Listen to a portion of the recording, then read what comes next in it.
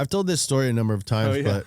but one of the first girls I ever had in a car with me, I was driving. I had a S13 240 with the stock like KA motor, so like it's a truck engine. Mm-hmm. It's not fast, but like I was like into cars, and I was at a stoplight, and these twins. Like nerds, like identical twin nerds with glasses. Red hair? Like, or no? No, crew cuts like NASA engineers.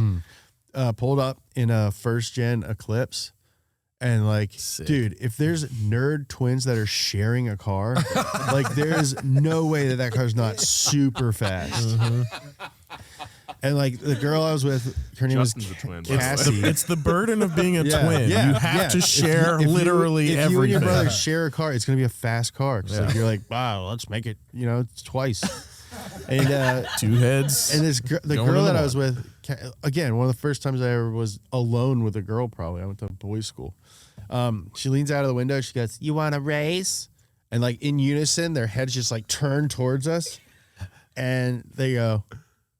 They at the same time they both go, "You're gonna lose."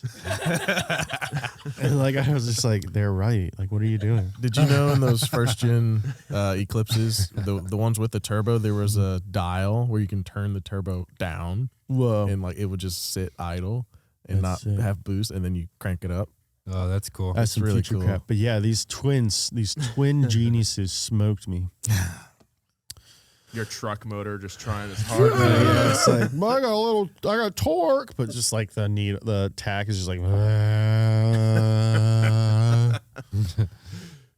man, I'd give it all to go back.